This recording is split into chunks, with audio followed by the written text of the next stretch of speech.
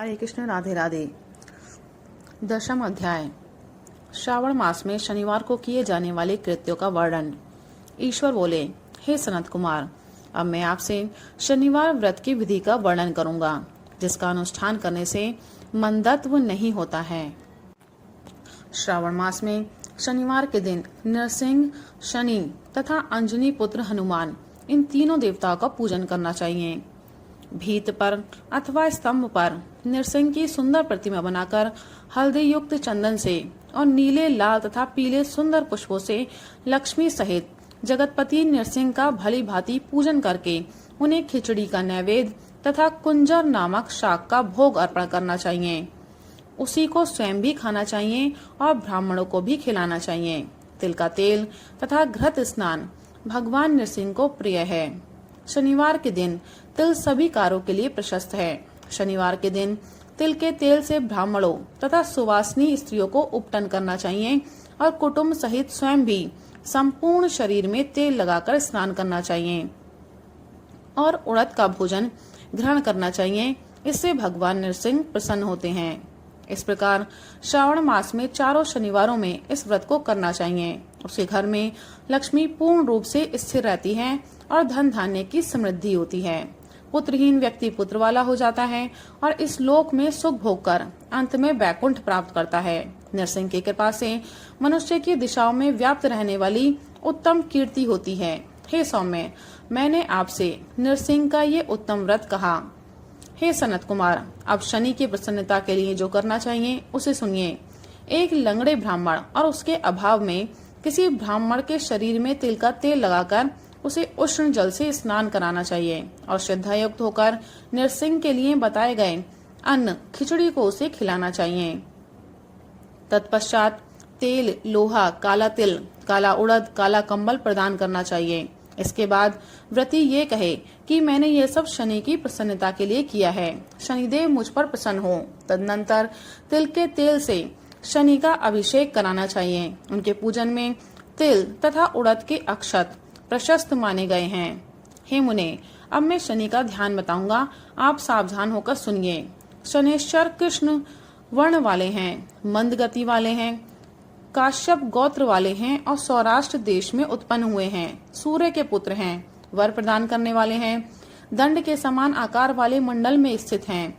इंद्र नील मणि तुल्य कांति वाले हैं। हाथों में धनुष, बाण, त्रिशूल धारण किए हुए हैं। गीध पर आरूढ़ हैं। यम इनके अधिदेवता हैं। ब्रह्मा इनके प्रत्यधिदेवता हैं। ये कस्तूरी, अगुर का गंध तथा गुग्गलू का धूप ग्रहण करते हैं। इन्हें खिचड़ी प्रिय है। इस प्रकार ध्यान की विधि कही गई है। इनके पूजन के लिए लोहमयी सुंदर प्रतिमा बनानी चाहिए। हे दुष्श्रेष्ठ, इनके निमित्त की गई पूजा में कृष्ण वस्तु का दान करना चाहिए। ब्राह्मण को काले रंग के 2 वस्त्र देने चाहिए और काले बछड़े सहित काली गौ प्रदान करनी चाहिए। विधि पूर्वक पूजा करके इस प्रकार प्रार्थना तथा स्तुति करनी चाहिए। आराधना से संतुष्ट होकर जिन्होंने नष्ट राज्य वाले राजा नील को उनका महान राज्य पुनः प्रदान कर दिया, वे शनिदेव मुझ पर प्रसन्न हो। नील अंजन के समान वर्ण वाले, मंद गति से चलने वाले और छाया देवी तथा सूर्य से उत्पन्न होने वाले उन शनैश्चर को मैं नमस्कार करता हूँ। मंडल के कोण में स्थित आपको नमस्कार है। पिंगल नाम वाले आप शनि को नमस्कार हैं। हे देवेश, मुझ दीन तथा शरणागत पर कृपा कीजिए। इस प्रकार स्तुति के द्वारा प्रार्थना करके बार बार प्रणाम करना चाहिए। 3 वर्णों ब्राह्मण, क्षत्रिय, वैश्य के लिए शनि के पूजन में शन्नो देवी इस वैदिक मंत्र का प्रयोग बताया गया है और शूद्रों के लिए पूजन में नाम मंत्र का प्रयोग बताया गया है। जो व्यक्ति दत्तचित्त होकर इस विधि से शनिदेव का पूजन करेगा, उसे स्वप्न में भी शनि का भय नहीं होगा। हे विप्र, जो मनुष्य श्रावण मास में प्रत्येक शनिवार के दिन भक्ति पूर्वक इस विधि से इस व्रत को करेंगे, उन्हें शनिश्चर कृत लेश मात्र भी कष्ट नहीं होगा। जन्म राशि से पहले दूसरे, चौथे, 5वें, 7वें, 8वें, 9वें अथवा 12वें स्थान में स्थित शनि सदा कष्ट पहुंचाता है। शनि की शांति के लिए शमग्नि इस मंत्र का जप कराना बताया गया है। उसकी प्रसन्नता के लिए इंद्र नील मणि का दान करना चाहिए। हे सनत कुमार, इसके बाद मैं अब हनुमान जी की प्रसन्नता के लिए विधि का वर्णन करूंगा। हनुमान जी की प्रसन्नता के लिए श्रावण मास में शनिवार को रुद्र मंत्र के द्वारा तेल से उनका अभिषेक करना चाहिए। तेल में मिश्रित सिंदूर का लेप उन्हें समर्पित करना चाहिए। जपा कुसुम की मालाओं से, आख अर्थात धतूर की मालाओं से, मंदार पुष्प की मालाओं से, बटक के नैवेद्य से तथा अन्य उपचारों से भी यथाविधि अपने वित्त सामर्थ्य के अनुसार श्रद्धा भक्ति से युक्त होकर अंजनी पुत्र हनुमान की पूजा करनी चाहिए। तत्पश्चात बुद्धिमान को चाहिए कि हनुमान जी की प्रसन्नता के लिए उनके 12 नामों का जप करें। हनुमान, अंजनी सुनु, वायुपुत्र, महाबल, रामेष्ट, फाल्गुन सखा, पिंगाक्ष, अमित विक्रम, उद्धिक रमण, सीता शोक विनाशक, लक्ष्मण प्राणदाता और दश ग्रीव दपरहा के 12 नाम हैं। जो मनुष्य प्रातःकाल उठकर इन 12 नामों को पढ़ता है उसका अमंगल नहीं होता और उसे सभी संपदा सुलभ हो जाती है।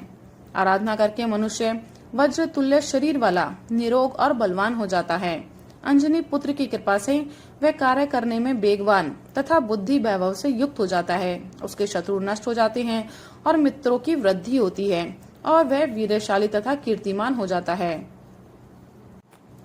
यदि साधक हनुमान जी के मंदिर में हनुमत कवच का पाठ करे तो वह अणिमा आदि 8 सिद्धियों का स्वामित्व प्राप्त कर लेता है और यक्ष, राक्षस तथा वेताल उसे देखते ही कंपित तथा भयभीत होकर वेग पूर्वक 10 दिशाओं में भाग जाते हैं। हे सत्तम, शनिवार के दिन पीपल के वृक्ष का आलिंगन तथा पूजन करना चाहिए। शनिवार को छोड़कर अन्य किसी दिन पीपल के वृक्ष का स्पर्श नहीं करना चाहिए। शनिवार के दिन उसका आलिंगन सभी संपदाओं की प्राप्ति कराने वाला होता है। प्रत्येक मास में 7 वारों में पीपल का पूजन फलदायक है, किंतु श्रावण में यह पूजन अधिक फलप्रद है। राधे राधे, हरे कृष्ण, ओम नमः शिवाय।